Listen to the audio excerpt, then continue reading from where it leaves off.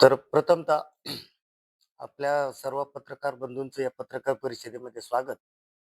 आपण जो प्रश्न विचारलाय, तर त्या अनुषंगाने मी माझी आणि माझ्या पक्षाची भूमिका सांगू इच्छितो, की काल मित्रांमध्ये बसून आपण जी अनौपचारिक चर्चा करतो, तर अशी ही चर्चा होत होती, की मागील 8 दिवसामध्ये निवडणुका चालू असताना प्रचारादरम्यान झालेला खर्च आणि त्यानंतर मान्य न्यायालयाच्या आदेशाने निवडणुका पुढे गेल्यामुळे तो 8-10 दिवसाचा मध्ये कालावधी गेला आणि त्यानंतर पुन्हा उद्यापासून प्रचार सुरू होऊन मतदानापर्यंतचा होणारा खर्च. तर अशा एकंदरीत बाबीचा विचार केला तर हा भरपूर आणि मोठा अवाढव्य खर्च आहे. तर हा आपल्यासारख्या सामान्य व्यक्तीला कसा परवडणार?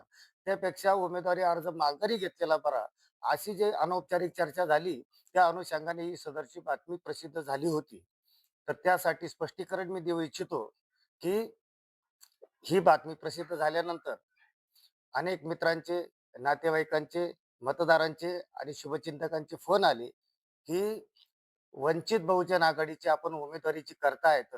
तर हा पक्ष खरोखर कुठल्याही सत्तेमध्ये नाही किंवा कुठल्याही अधिकार पदाच्या ह्याच्यात नाही. तर त्यामुळे या पक्षाकडून अशी काही फार खर्चाची अपेक्षा नाही. तुम्ही जो तुमचा जेमतेम खर्च आहे, तर त्या खर्चातच तुम्ही ही जी निवडणूक लढवा. कारण खर्च आणि बॅनरबाजी आणि प्रचार पोस्टर हा काही निवडणुकीचा विषय नसून प्रत्यक्षात मतदारांनी मनापासून गुप्तपणे जे मतदान केलेलं आहे, तर ते कोणाला केलेलं आहे, हा या ठिकाणी निवडणुकीचा महत्त्वाचा विषय आहे. आणि यामध्ये ह्या ज्या उमेदवारांनी, प्रस्थापित पक्षाच्या उमेदवारांनी जो काही खर्च केलेला आहे, तो तो त्यांचा निश्चितच अ, बापजाद्याची कमाई म्हणा किंवा पक्षनिधी म्हणूनची किंवा त्यांना जी काही आलेली आर्थिक, त्या प्रमाणामध्ये वंचित बहुजन आघाडीला ही रसद त्याप्रमाणे होऊ शकत नाही. तरी पण मग ज्या नातेवाईकांनी, मित्रांनी असंच सूचित केलं, की पैसे हा जरी निवडणुकीचा विषय असला, तरी ते तुमच्याकडून कोणालाही काही पैशाची अपेक्षा नाही आणि तुम्ही जो काही प्रचार करणार आहात, तो तुमच्या पद्धतीने करा. आम्ही तुम्हाला मतदान देऊ. राहिला विषय राहुरी फॅक्टरीमध्ये, तर राहुरी फॅक्टरीकरांचं सर्वानुमते असं एकमत झालेलं आहे, की राहुरी फॅक्टरीचा उमेदवार असल्यामुळे मतदानाची एक फुली ही अध्यक्षपदासाठीची आहे, ही तुम्हाला निश्चित दिली जाईल. आणि अशा बऱ्याच मित्रांनी, काही व्यापाऱ्यांनी, काही पतसंस्था संचालकांनी, अध्यक्षांनी, संस्थापकांनी हा विश्वास दिला आणि त्यामुळे खरोखर एक मनाला उभारी आली आणि त्या उभारीतून असं एक चित्र स्पष्ट झालं, की आपण उमेदवारी करायला पाहिजे.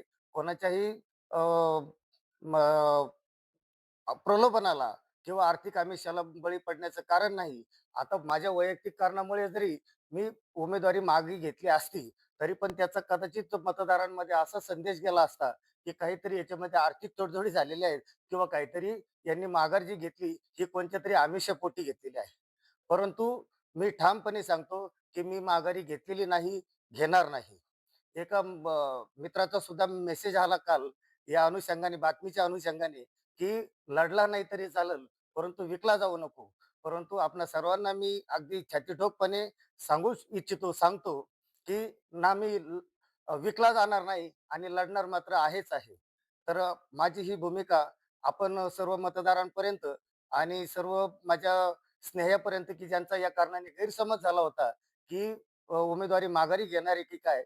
तरी उमेदवारी माघारी घेणार नाही. माझ्या पक्षाचे सर्व पदाधिकारी या ठिकाणी हजर आहेत आणि त्यांच्या समक्षाने मी आपणा सर्वांना विश्वास देऊ इच्छितो, की आम्ही पूर्ण ताकदीनिशी ही अध्यक्षपदाची आणि देवळालीच्या आमच्या 2 नगरसेवक पदांच्या जागाची जी निवडणूक आहे, ती आम्ही पूर्ण ताकदीनिशी लढणार आहोत. नगरपालिका अध्यक्षपदासारख्या पदावरती आपण उमेदवारी करत असताना आपलं काही एक वैयक्तिक आयुष्य राहत नाही. आपण सार्वजनिक होऊन जातो आणि त्यामुळे माझा असा कुठलाही वैयक्तिक व्यक्तिशः जरी निर्णय माघारी घेण्याचा नाही. परंतु जे काही आता मित्रांनी आणि नातेवाईकांनी, काही सहकाऱ्यांनी जी काही मला उभारी दिली, त्यांनी फोन करून माझं मनोबल वाढवलं. त्यांचे तर आभारच. परंतु केवळ आर्थिक कारणामुळे इथे फक्त ही धनदांडग्यांची निवडणूक होऊ नये. म्हणून आताची ही जी निवडणूक आहे, ही जनतेने आणि मतदारांनी हाती घेतलेली आहे. कारण आताची निवडणूक होणारी आहे, ही धनशक्ती विरुद्ध जनशक्तीची आहे आणि मी जनशक्तीचा प्रतिनिधी असल्यामुळे माझा विजय निश्चित आहे. धन्यवाद. आभार. सर्वांना जय भीम, जय शिवराय. मित्रांनो, आज देवळी नगर परिषदेसाठी या ठिकाणी ही पत्रकार परिषद होत आहे. आमच्या देवळी नगर परिषदेचे 1 नंबर वॉर्डमध्ये आबा कदम, 5 मध्ये आमचे जिल्हा अध्यक्ष संतोषदादा सुळके आणि नगराध्यक्षाचे उमेदवार हे सांगळे साहेब या ठिकाणी उभे आहेत. या ठिकाणी ही जी काही नगरपालिका आहे, ही काही कारणास्तव पुढे ढकलली होती आणि त्याचं 20 तारखेला मतदान आहे. आज ही पत्रकार परिषद घेण्याचा एक उद्देश एकमेव आहे, की काल माध्यमांमध्ये एक बातमी आली होती, की वंचितचे उमेदवार या ठिकाणी आज पाठीमागे घेतोय की काय? या अनुषंगाने या ठिकाणी सांगळे साहेबांना आम्ही वंचितच्या कार्यकर्त्यांनी फोन केले, विचारले काय भूमिका आहे काय? आणि ते रास्त आहे, की एक गरीब समाजाचा कार्यकर्ता किंवा वंचित बहुजन आघाडी हा सुद्धा एक गरीब पक्ष आहे आणि हा इतर पक्षांप्रमाणे उमेदवारांना या ठिकाणी आर्थिक रसद पुरवू शकत नाही. कारण आमचा पक्ष हा सत्तेत नाही आणि या ठिकाणी निवडणूक अगदी 2 दिवसावर आली असताना या ठिकाणी सगळा प्रचाराचा खर्च पण ते व्यवस्थित करीत होते. आणि पुन्हा एकदा ही निवडणूक स्थगित होऊन पुन्हा गाड्या लावणे, भोंग्याच्या गाड्या लावणे, फ्लेक्स लावणे, पॉम्पलेट हे करणं, कार्यकर्त्यांना सांभाळणं, हा सर्वसामान्य कार्यकर्त्यासाठी या ठिकाणी खरोखरच अवघड गोष्ट असते. परंतु या मानसिकतेतून एक चर्चेतून हा विषय निघाला होता. तर परंतु मला एक चांगलं पण वाटलं, की याच्या माध्यमातून मतदारांमध्ये एक जागरूकता निर्माण दिसते देवळी नगर परिषदेसाठी, की या ठिकाणी जे काही प्रस्थापित पॅनलचे नगराध्यक्ष पदाचे उमेदवार असतील किंवा पॅनल असतील यांच्यावर लोकांचा भरोसा राहिलेला नाही. ज्या अर्थी वंचितच्या आमच्या नगराध्यक्षांना फोन येतात, की "साहेब तुम्ही या ठिकाणी कोणत्या परिस्थितीत माघारी घ्यायचा खर्चामुळे प्रयत्न करू नका. या ठिकाणी आम्ही सगळेजण तुमच्या सोबत आहोत.